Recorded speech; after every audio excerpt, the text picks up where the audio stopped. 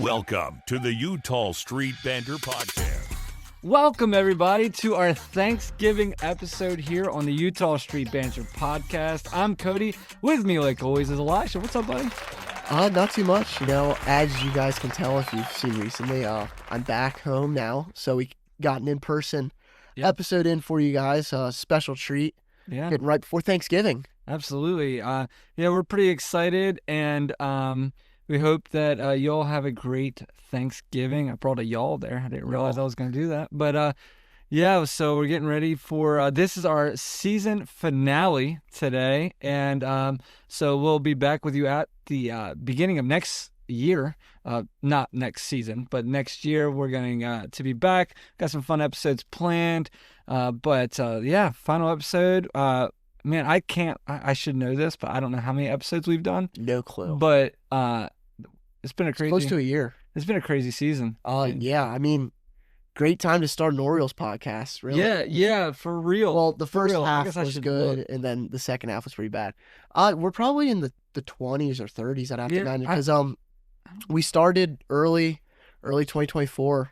Yeah. And then we've worked our way. We were doing every other week, and then once the season started and got into swing, we went every week, and we had more and more people join us for the journey. Right. And then we all got collectively disappointed. Yeah.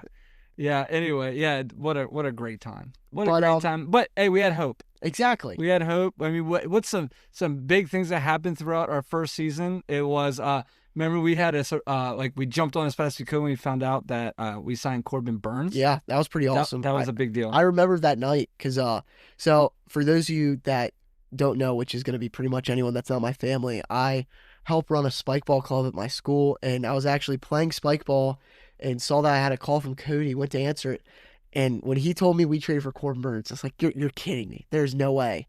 And I about fell to my knees and started thanking Mike Elias because what a great trade there. And right. That's one of the moves. You look back at that. Where's our season if we don't have that trade? Oh, absolutely. Dude. Yeah. And just there's different stuff that's season defining. I mean, the true breakout of Gunnar Henderson, Anthony Santander really rising to power.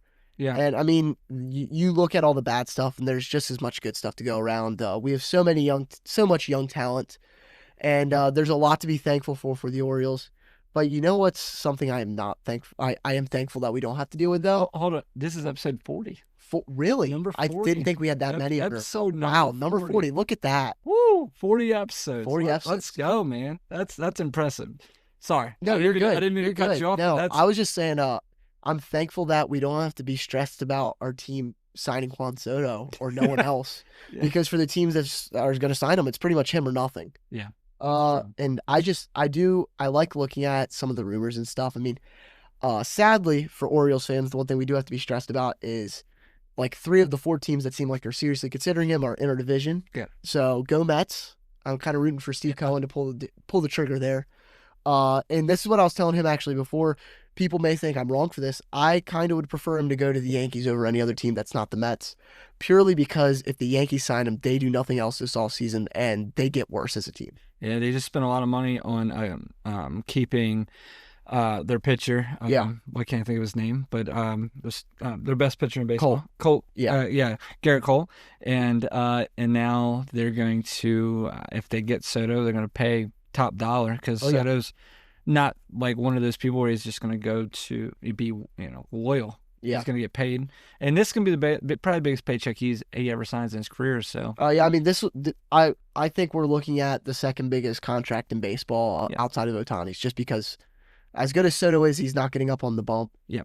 But I think this is going to be kind of another trend-setting contract. I feel like you look back at Manny when he signed with the Padres, and that was $300 million a lot. And now for someone that is better than Manny Machado, but not $400 million better, you're kind of thinking, well, where is this sport? And that's how all sports are now.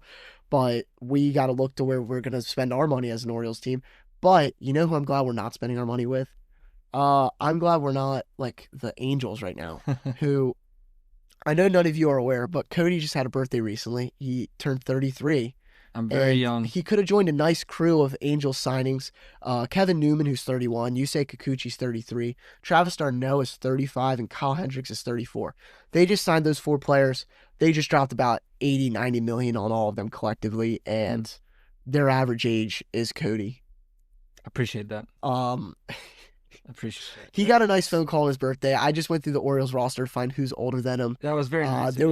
It's Albert Suarez. Just one. One. So And I thought Albert Suarez was so much older than. yeah, I think he's like 2 years older than or something. Yeah. It's not a lot. No. But so the Angels are trying to just get up there. I mean, they have Ron Washington, one of the oldest managers. I think he might be the oldest manager of baseball. So they're just trying to see how much 35-year-olds they can roll out next year, alongside Anthony Rendon. When everyone gets hurt in May and they throw away their season, it's going to be expected.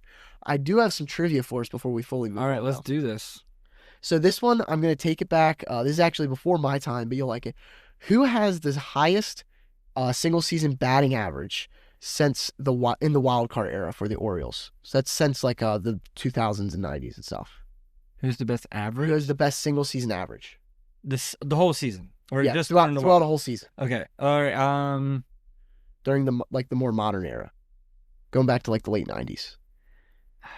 I can give you a season if that'll help. Yeah. 2004. Oh, that didn't help. 2004. Miguel Tejada. Melvin Mora. That's good. Melvin Mora batted 340 in 2004. Tejada second with a 330 in 06. Hey, I'm there though. Come on. Yeah. Yeah, Melvin Mora. He's very underrated. Orioles. Yeah, no, these names actually are interesting. You have Mora, Tejada, Roberto Alomar in 96, Palmeiro in 94, and then Javi Lopez. Oh, in dude, 04. Javi got him from the Braves. So- He was like one of the best catchers in baseball for the Braves. Yeah. And we got him. And that's back when if you're an older Orioles fan, well, not older. If you're in your 30s, you remember when the Orioles would just get any player at the end of their career. Like once they finished that big contract that they just did. I mean, we got Sammy Sosa, Sammy Sosa, Javi Lopez, Derek Lee, Matt Harvey. Jim Toney, Matt Harvey. Yeah. It was just one of those things where we would just get these guys, and you're just like, all right, Let's go till the gas. Vladimir Guerrero, Yeah. senior. Yeah. So, but yeah, that's crazy. That's good. Yeah. That's I good. thought that was an interesting one to start off the day. Yeah. So some Orioles recent news that's just come along the past few days is the Orioles announced our coaching staff for the 2024 or 2025 season, and obviously Brandon Hyde, he's still here. Everything. One of the big moves that I really, really like was that Buck Britton. He's been in our he's been the head coach of our minor league teams. Was he missed recently? Tides. Yeah, so he's the Tides. he's for been 4 seasons, Shorebirds. maybe. Yeah, I know he's Shorebirds, Bowie, Yeah. and then Norfolk. I don't know. I don't think he was ever Aberdeen. I can't remember, but Worked his way up the ranks. love that my man's been with every player that's on our team pretty much. Yeah, like half of our rosters already played for him at one point or another. Yeah. So, Any of the guys that have come up through the farm. yeah, so I'm very, very, very happy with that. And like Elijah said, we just hope that he doesn't. He's not our BP pitcher. Yeah. You know what I mean? Because if you saw the home run derby, you'd understand. And then the other one is Robinson Chirinos. He's going to be our bench coach. If you don't remember, that he was a he was a catcher for I think 11 years. So I like that. I mean, I don't mind that at all. A guy that recently retired, so maybe he can kind of you really relate to the players and kind of let them know how to maybe be ready for a full season. Yeah, I mean, we had him in 2022, I believe it was, and I guess obviously he made enough of an impression on the upper management and stuff that they brought him back. I think it's a great move. I feel like it's kind of well known that catchers seem to be really good managers and coaches and stuff. I mean, Brandon Hyde was a catcher in his career. Right. I feel like if you look at pretty much any catcher or any manager that played, he was probably a catcher. Yeah. It just seems, I don't know why it is that way. I guess it's kind of that mentality that goes into it. Yeah. But I really like the moves. I think Buck Britton is an excellent choice. I have absolutely nothing against that move right there. Yeah. I think it could only help us. Yeah, I was telling you earlier, the only thing that is making me think is that it really looks like the Orioles are. You have a good argument against it, but it looks like the Orioles are grooming our next manager. You know what I mean? Like bringing him up through the ranks. And now he's in your major league staff. Yeah. So you almost wonder. Well, I don't almost wonder. I'm 100% sure of this. Is if we get to a spot in the season where something's going on and the Orioles aren't performing, we have a really good interim manager. Oh, yeah. You know what I mean? And do we have our new manager who hopefully Hyde crushes it. Like, I hope this is all, but so I would put quite a bit of money down that I believe Buck Britton will be a major league manager. Oh, yeah. In his career. He will. But I don't know. I wouldn't put my money down that he'll be the Orioles. And it could happen. I mean, obviously. Anyway, that's really the big spot there. And No, I agree. And the one rebuttal I had to you is that if the ship goes down and they want to get rid of Hyde, do you really trust a rookie manager that's never coached a major league team before with a World Series contender? Absolutely. And they might have complete faith in him. Right. But like you said, he's definitely going to coach somewhere. And I just hope, me and Cody are both Cowboys fans, so we've kind of seen it firsthand.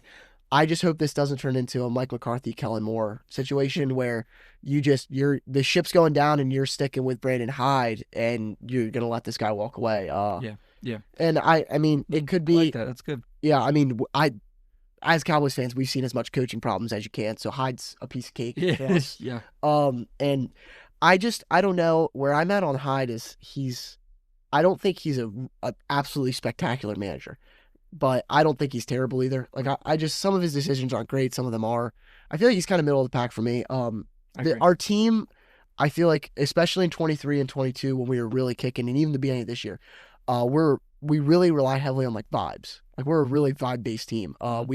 Everyone needs to be clicking, not even on the field. They just need to be feeling good mentally, and I feel like that's what Buck Britton really helps with. I agree. But one of the stops that Buck Britton made on his journey up to the big leagues doesn't exist technically anymore. Yeah. The Bowie Bay Sox are no longer the Bowie Bay Sox. I'm wearing my Bay Sox hat here, and they've switched their name, changed their name, I guess, to the Chesapeake Bay Sox. Yeah. Now, I was told my dad before this, I fully believe this is a move. Cody, and if you listen to last episode where we talked about some stadiums, kind of trashed on their stadium a little bit. Absolutely. And I do it completely openly. I think this is a move that's putting the pressure on the city of Bowie, and just we can leave whenever we want. Yeah. That's all this is, I think. Yeah. The only thing I really don't like about the new name, I don't mind the Chesapeake Bay Sox at all. That don't bother me at all. I'm not a big fan of the floating bee. Yeah. So if you're listening, the new hat for the Bowie Bay Sox is two teal waves, kind of. They're more of like squiggly lines with a bold fonted letter B. That's orange. So teal and orange. Are the Orioles switching their colors to teal because we got the Tide who are teal and green? And well, I will say the Tide, at least it makes sense because the water teal, is blue. Sure. Why can't they get the T. Rowe Price sign up in their stadium? Yeah, right. The color scheme would go better. Yeah. So anyway, I don't want to spend too much time on that. The biggest thing is that we got a Chesapeake Bay Sox. Yeah. And we live right, on Chesapeake Bay right here. So it's pretty cool. So hey, we're right here. I don't think it doesn't affect that. That's a name. I mean, I'm not gonna be staying up at night. We're not. At least we're not like the Yard Goats. I love that name. No, I think if you're a minor league team, you don't have an Muffins. absolutely insane name. What are you doing? Right. Like, why aren't the Trash Pandas, the Rocket City Trash Pandas? That's an awesome name for my okay. We have like the Shorebirds right by us. That's a boring name. Like go like far out. Why not have fun with it? The Ironbirds is pretty cool. Ironbirds, even Bay Sox. What's a Bay Sox? Yeah, like the only thing I don't like about the Bay Sox is it's really close to the Red Sox. Yeah, and that's like true. One of your biggest rivals. Like, you know what I mean? Like you wouldn't have anything close to the Yankees. Like I don't even think a word, but yeah. So I mean, yeah. That's all. I think I'm good on the Bay Sox. Yeah. Well, you want me to make you mad, Cody? All right. Yeah, I'm used to it. Jacob Webb was non-tendered. Yeah, that's crazy. Yeah. That's really all I have to say about it too. I mean, you'll find out later. I thought he had a great year. Yeah, I don't know what to say. I guess my biggest issue is, do we have a lot more options that I don't know about? Well, this is basically the way I look at it. Unless we're just spending $200 million this offseason and going full on pitching, this is a terrible move. Yeah. Because he was the number one, maybe number two, at worst number three guy in our bullpen at points. You're not going to be able to find a top three guy. You're not going to be able to find 3 top 3 guys this offseason, I don't think. Unless yet again, unaware to me, we're dropping $200 million. Right. I don't think that's possible. Yeah. Or we're trading away the entire farm, basically. Yeah. I don't know. But don't worry. We got Emmanuel Rivera back Yes. for $1 million. I don't hate that. Don't love that we got rid of Webb. Because if we had between the two, why is Webb not on our team? Yeah. And then I also was like, man, Emmanuel Rivera, he did good. To me, he was better than $1 million. Yeah, no. Yeah. I think it's because he was so bad before us. Yeah. Well, and then Austin Slater, I don't know if you saw about that. So he signed with the White Sox, actually. And it came out that he was told by the White Sox he was their top offseason target this year. So the White Sox have done their spending. Oh, my gosh. Which I will say, Austin Slater did good for us, but his season numbers did not look good. Dear White Sox fans, if you're listening, we know how you feel. Well, kind of. We've never set a record That's for true. being the worst We were of all close. time. We were close, but not as close as But you we guys. were the worst in baseball, just like you, For multiple seasons. for multiple. And we understand you just signed Austin Slater and he's supposed to be the big signing. Ours was Rougned Odor. Rougned Odor, Yeah. Michael Franco, Matt Harvey, Robinson Trinos, Jordan Miles. I can go on and on. Yeah. Now, You'll good get news, out of it. Good news is because your team's so bad, and we say this because we've been there, they will look amazing. Oh yeah, you're You're going to be like Austin Slater, Slater's going to be your stud. and then you'll trade him, and he won't even make the playoff roster of the team you traded him to. Yeah. This happened to us multiple times. I mean, Jonathan Scope. guys, I know this is going to make people's hearts hurt. Trey Mancini was traded to the Astros. You mean World Series champion Trey Mancini? And Played first base for the final games of the World Series, Trey Mancini? And my man was awful. I consider he's lucky. We traded him to the team that won the World Series, and the starting first baseman got hurt. Yeah. What else can you ask Worked for as out Trey for him. Mancini? Worked out for. I mean, and he's been gone since. But can I say he was our best player? I will say he was good. Like he was, Absolutely. he was decent with us. I know. He was bad after he left. Jordan Lyles. Anyway, Jordan Miles. There was no. It's not like he went down after leaving us or getting to us. He was just always down. I feel bad. He's an innings eater. Yeah. I remember it was just 3 years ago, guys. God, I remember when I Gibson was our top signing. Yeah, that's true. I remember when we were going in the winter meetings and Jordan Miles was all we had to show and stuff, and that was bad. I don't miss that. So, but anyway, we love you, White Sox fans. We feel you. Yeah. Just become Cubs fans. I just don't like your lollipops in center. I know them. Yeah. Okay. Well, we'll Give move me on. back on track. All right. So we'll move back on. So I was trying to think of something interesting to do today. Trying to be fun and not just look back on the season with hatred. Yeah. And the best way I can think of that is do some awards and some superlatives, as I'll call them. So basically, we're gonna kind of have like a makeshift Orioles yearbook almost that we're making here. Let's do it. So I have a whole bunch of different ones. There's the boring ones, and then there's some interesting ones with names that I have to explain because I put a lot of work into some of these names. Okay. But so we'll start off with the MVP. All right. You're wrong in this, but I'll let you go first. Why are you calling me out like this? My MVP of the 2024 Baltimore Orioles season is Anthony Santander. I said this because, well, my man didn't just have a half a good season. He had a pretty solid full season. 44 home runs, which led the team. 102 RBIs, which led the team. Just, to me, his best season of his career. He batted a 235, which is lower than a few of our other guys. But like I said, I think the power numbers kind of stood up and, helped him, be the MVP of our season. Yeah. So I think there is merit to that. But when you also say this is the best season of his career, that's not entirely statistically true. He actually last season had more WAR than he did this season, which take into consideration he had 2.9 WAR this year with 44 home runs. Do you remember who had 9.1 WAR? I do. Gunnar Henderson. I do. Who actually placed in MVP voting. Yeah. I hear you. I hear you. Yeah, so above someone who almost had a 40-40 season, Jose Ramirez. Yeah. But yeah, no, so Gunner's I think he took like 2 months off. Who?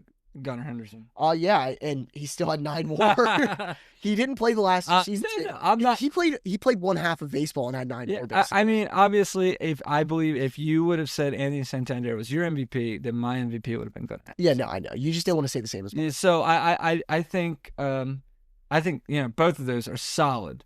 I just feel like Santander he just had a great season. He did have a good season. I don't want to trash on him. I just also don't think he should get like $300 million this offseason. No. But no, I agree. So we'll move on to another boring one, Cy Young. We both have the same one. This is no one even needs to know that. It's one. It doesn't. Yep. We can move right on. Everyone knows that. Yep. And the next one, honestly, we can move right past to. Rookie of the Year is Colton Cowser. It's stupid that Luis Gil won American League Rookie of the Year. And as I was telling you, I ran into a Yankees fan that I know right after it got announced, and I started yelling at him. Yeah. Even he was saying that Luis Gil shouldn't have won it, and he was saying it should have been Mason Miller, which I would have preferred Mason Miller to win it than Luis Gil, but Cowser's better than both of them. Yeah. Yeah. Very best defensive left fielder in baseball. He was robbed of a Gold Glove because of Stephen Kwan. I mean, that's about all there is. Yep. So now we'll move in. We have another different answer between the two of us for reliever of the year. Yes. I'll let you go first. Okay, so mine's Jacob Webb. He is not on our team anymore. He had the best ERA of any reliever that was pretty much in the bullpen the entire season. Coulomb had better, but he pitched half the innings. Webb, like I said, he was at least a top 3 guy consistently the entire season in our bullpen. And if I were to tell you that the Dodgers got rid of one of their top relievers, you'd say, well, he must have been that something happened. He went to jail probably. Something like that. But no, we didn't want to pay him $1 million for 70 quality innings. And my reliever of the year is a guy who just had a phenomenal year, came out of nowhere. I believe he is a reliever. Sometimes. But the Orioles needed him not to be a reliever this year.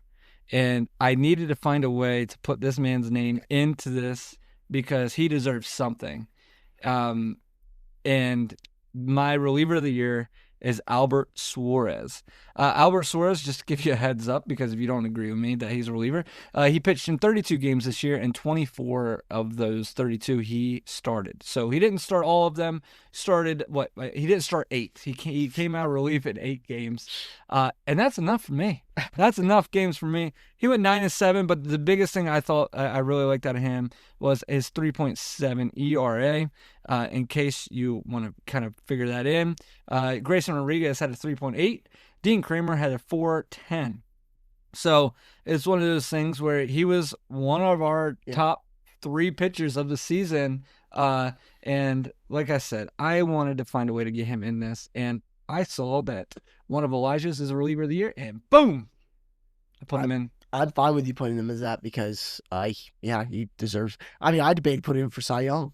Corbin Burns did amazing, but I mean, yet again, I talked about at the beginning. Where would our season be if we didn't trade for Corbin? Where would our season be if we didn't have Albert Suarez? Yeah, I'll never forget. I might forget someday, but I won't forget right now.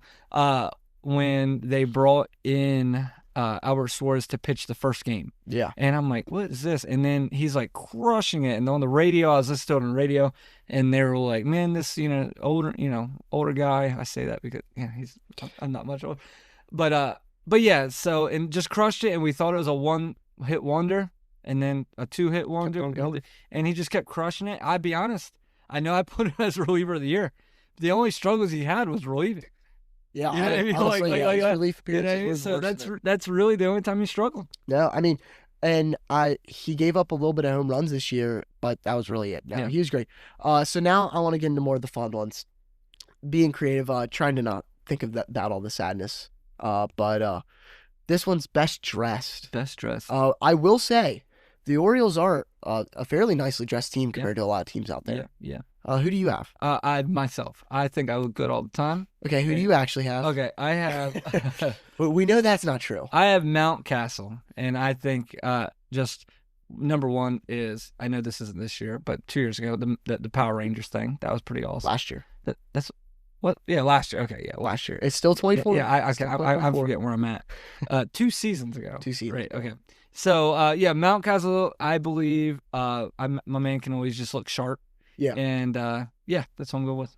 And that's kind of around the same where I did Cedric Mullins because like you said, I feel like he's always looking sharp. Never coming in. I mean, the one thing about like say Gunnar Henderson or Adley Rutschman is they'll look nice like 90% of the time, and then there's that one random Thursday they come in overalls and no shirt, and you just it's unpredictable with them. So the awkwardness of Adley just really kicks him. Well, that's what I told Cody when I was putting this together. I know I'm not putting for best dress. It's Adley. I love you, man, but like the All-Star Game suit kind of immediately knocks you out of contention. That was bad. I don't know if your girlfriend told you it looked good, but it was definitely interesting. Yeah. But this is another interesting one. So I've done this the Tom Selleck Award, famously known for his mustache. That's the best facial hair. Yeah. So who'd you take? I mean, he wouldn't let me put myself on there. Obviously, that's. So you have to have at least you have to be a qualified Orioles player. So you have to have either one at bat or one pitch thrown. Okay. So you don't have that. I'm going with Grayson Rodriguez, and only because he has the closest facial hair to me. That's fair. I wouldn't even. And it's normal. That's really normal. Well, I did Gunner. Yeah, and that's not normal. I'm gonna be honest. If I could grow that mustache, I'd have it on right now. Nothing says I have a white creepy van like a blonde mustache. Oh no, it goes great. Throw a cowboy hat on. Oh man, could you imagine me walking through campus with my cowboy boots, cowboy hat, a massive mustache? My man had a slump, and he shaved that thing in a heartbeat. That was funny. Yeah, and that's what you got to do. Absolutely. You got to mix it up every once in a while. But I will say the mustache is sick. Okay. I mean, if you could grow that, you'd grow it. What helps him with the mustache is that he's like 22. No, is the hardcore Southern accent. That's the Louisiana accent. Yeah, like man, I'll tell you, I was just hitting that talking down on the bayou. Yeah, well, I was just looking fastball first pitch, and I. Yeah, like Adley with his Oregon accent could not grow that mustache. Yeah. Adley's would be like pin straight. Yeah, poor Adley grows a neck beard half the time. Poor guy. Or his little soul patch thing that he got. Yeah. So that's why he's not here again. Yeah. Adley, man, if you're listening, I apologize. So I'm not trying to dog him. Next, I'm really just being honest. Next is we have a sponsored award. It's brought to you by Salad Works. It's because Salad Works. If you'd like to reach out, if you'd like to give us money, we can take it. But so it's the Salad Works Award because when you go there, you're expecting some quality lettuce, and these gentlemen here have some quality lettuce on their head. Yes. See what I did there? Yeah. If you're older like me, lettuce means hair. Lettuce is hair, apparently. Yeah. So I'm going with somebody that has a great head of hair, and that is Jackson Holliday.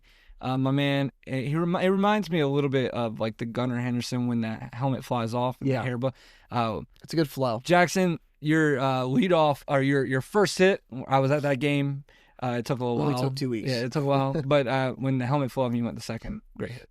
Yeah. So, and I chose someone who my dad makes fun of for his hair actually. Ponytail, but it's Dean Kramer. I mean, yet again, it takes a lot to rock the really long hair like that, and I think he definitely does. There is something there's something nice about just striking someone out and it just flowing all out the back. Right. But I don't know. I mean, he's my Jewish Jordan.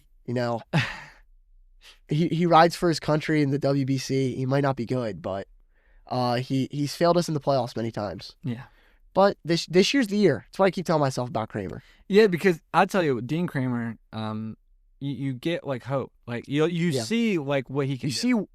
You see how he can be good. And I like him as a person. He's done like if he was here, I would pull like you like I feel like Dean, you're completely normal, and I love that. Yeah. There's nothing like I love Adley Rutschman. There's something a little off. Like you could tell. And I don't know why I'm dogging on Adley so much. I love him so much, but like there's just like him or like Gunner when he does his Scooby Doo. Yeah. Ruh-roh, right. Like Dean is just it's his name. It's in the name. I'll be honest. I feel like Colton, Adley, and Gunner have a corner in the clubhouse and nobody enters it.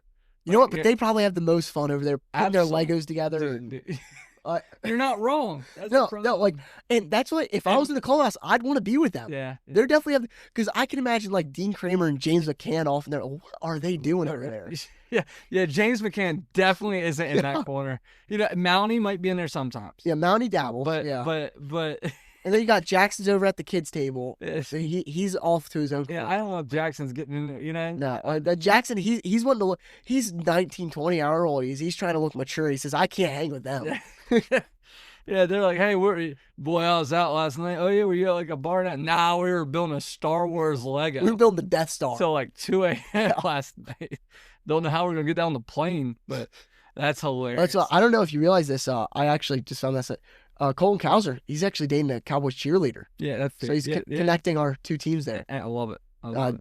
Maybe he could get them to do better. Yeah, maybe. I don't know. Maybe he could go run some routes. Yeah, well, we might need that cheerleader to be our running back. Moving on, because I don't want to get on this. Speaking of Thanksgiving, our Cowboys playing.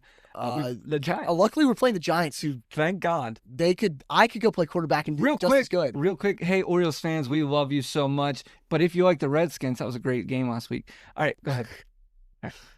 Jaden Daniels is not winning rookie of the year. Moving on. Bo Nix.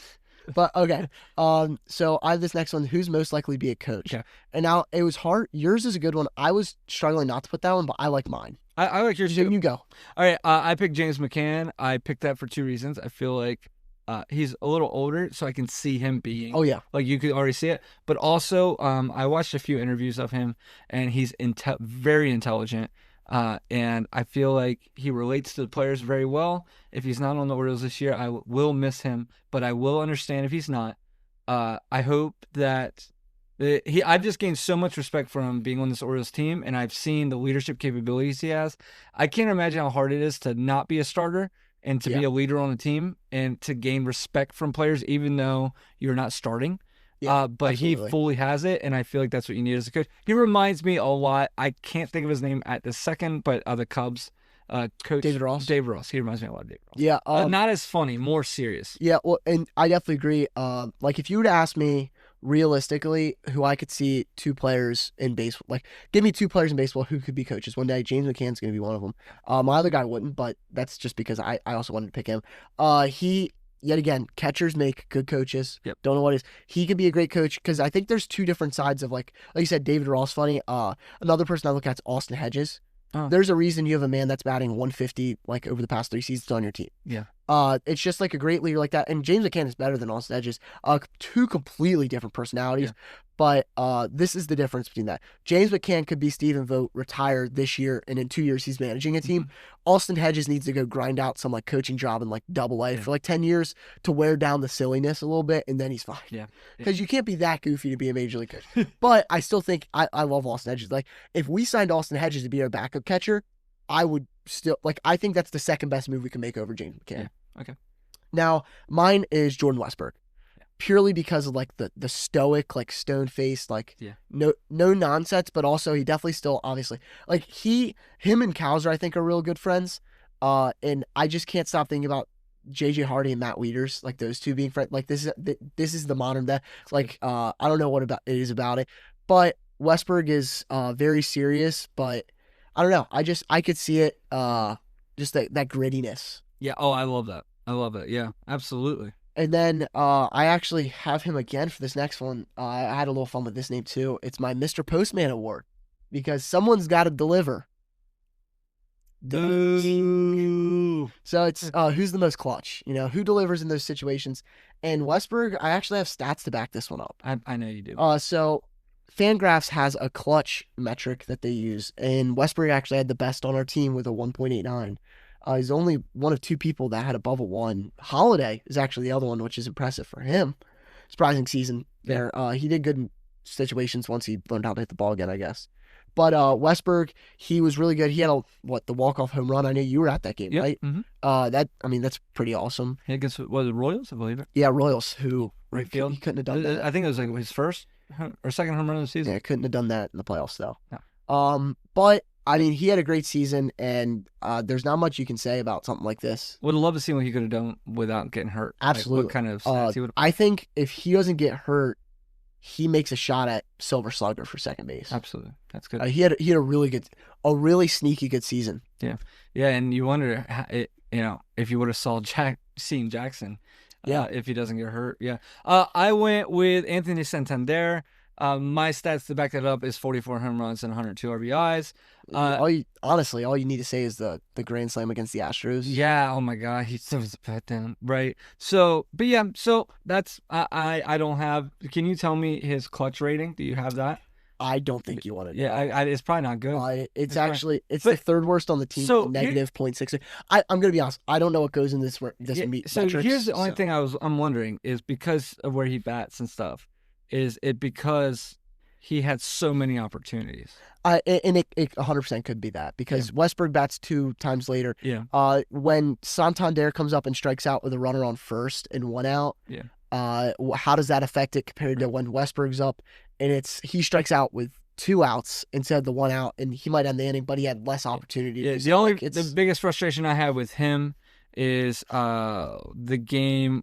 Man, I think it was our last home game or second to last home game. Yeah. And we had bases loaded, no outs, and he pops up to second base. Yeah. So that was frustrating. But that's who mine is, and we don't have this written down, but I thought of this because I think it'd be fun to know this if you have the list of Orioles in front of you. Give me let's do batter, okay? Your biggest surprise Oriole of the season. Biggest surprise. Okay, I'm pulling up.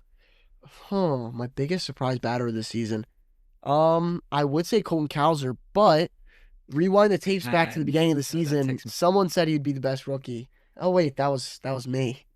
Honestly, I guess for me, biggest surprise is probably Westberg. Yeah. It's hard to say he's not because we knew he was gonna be good, but like he was really good. Yeah, he was one of our best players. He was literally one of our most dependable players when he was on the field.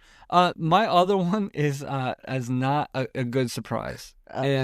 I'm surprised that Jackson Holliday didn't do anything. I mean, if we're doing bad surprises, I'll throw in Adley Rutschman. Yeah. Oh, true. That's good too. But my biggest. Oh no, yeah. My biggest good surprise is Colton or Jordan. Yeah. And I mean, dude, I know you said that about Colton, but 24 bombs. I probably was the only person on the planet that said that about him. Yeah, I mean, he really did say back in February that that's why I just throw random stuff out there. I'm gonna be right every once in a while, and when I'm right, when I say Cole Irvin's gonna be the next Cy Young, and Colton Cowser is gonna be our best rookie. Mm-hmm. I mean, when I throw 3 different things out there, the chances of one of them happening is kind of high, and that's what happened. Give me your best good surprise on the pitching side. All right, it's Suarez. Yeah, I mean, it has to be. Mean, if you say besides that, I wouldn't even know what to tell you, honestly. Yeah, besides that, for me, it's Eflin. He did good. He was our ace for the whole month of August. Honestly, I could say Dominguez. Yeah, Dominguez did really good when he came in. Yeah, because without him, without him, we don't make the playoffs. Oh, well, man, we don't have that safe padding in the absolutely. Excuse me, in the playoffs because Kimbrel wasn't doing it for us. God, absolutely not. So. But yeah, just something fun. Yeah, we're looking forward to what we're looking forward to in Orioles baseball is free agency. We got our own Elijah Jones going to winter meetings. Absolutely, he's going to be there trying to get a contract with the Baltimore Orioles or any team. No, I'm kidding, everybody. But he's going to be there. That's exciting. We're not really sure what you're going to be doing there. Yeah, no, I'm figuring out a little bit day at a time. I've been getting emails. I'm going with a couple students from my school. It's going to be pretty awesome. I'm taking a tour of the Ranger Stadium, which is, I know I said all the fields I've been to. I was at the old one, so I get to go to the new one now. Right. And then I'm going to be meeting with a whole bunch of different stuff, trying to get a job, basically. Not with major league teams, but I am trying to, that is what the purpose of this is, internships and stuff. Yeah, and you can play first. You can. So yeah, I'm going to tell them if they need me, I can learn to switch hit. Yeah. Answer the bullpen phone. I would love that job. Hey, righty. Let's go. Honestly, could I just be the one that refills the hydration station? Yeah. There you go. I'll do that. I'll clean balls in the bullpen, whatever you need. Yeah. if you see me in a Yankees jersey or something like that, just know they gave me enough money. That's all I'm saying. For real, right? But yeah, no. So my goal is when I get there, just track down Mike Elias and ask him like 30 minutes worth of questions, That's it. and that'll be the next episode probably. Yeah, right. Yeah. Yeah. Well, that's it. So, Corbin, yes or no? Yes. Just no. This No? guy, yes or no? No. This guy, yes or no? No. do you want us to win? Yes or no? Yes. Yes. But so But yeah. but our guys, our farm, we're good. Yeah, we're gonna run it out. Chase McDermott is the future. Yeah. And then also in all seriousness, winter meetings is important for us this season, mainly because we're hoping to do a little bit in free agency. Just to give everybody a heads up, I would be shocked if this happens, but I'd love to see a first baseman. Your top 4 first basemen is Christian Walker, Pete Alonso, Carlos Santana, give or take, Paul Goldschmidt. Would you sign a Ty France just to have a guy that has a little bit here, that can move around? Maybe. He was on the Mariners last year. And then the other ones that I'm really looking at is, do you sign an outfielder with a little bit of pop? I don't know that. Because if it's not Santander, is it Teoscar Hernandez? If it's not Teoscar Hernandez, do you just get like I don't know, man. Just oh man. Michael Talkman. Does Austin Hayes have to come back? I hope not. No. So but Michael Talkman was non-tendered, I'm pretty sure, by the Cubs the other day. So he's a future Oriole probably. Someone that's like that caliber. Yeah. Do you sign a Tyler O'Neill? No. So this is what's gonna happen actually. I'll lay it down step by step. So we're gonna re-sign Santander for probably too much, but it's okay because he'll play right field for a few years, and then we're gonna trade away Kjerstad and Kobe Mayo for Ryan Helsley and Nolan Arenado, and Arenado's moving to first base. Okay. All right. So say you hate the hear me out, guys. Say you hate the fact that he just said trade Kobe Mayo and trade So would you not take the Hold saves on. leader from last year in baseball and Nolan Arenado? No, listen. You said Kjerstad, right? Kjerstad and Mayo. Kjerstad and Kobe Mayo. Okay. Say you hate that. Is anybody but me just done with the rookie that can't hit? I am. Like I swear to God. So because here's the scary thing. Okay, here's the scary part, guys. What if they can't hit? Yeah. And now you said, boy, we should have did it. We should have done it. Yeah. And secondly is I just don't want to get stuck in a spot again where Trevor Rogers comes, or a player like Trevor Rogers comes to our team and we give up way too much. So anyway, I don't know.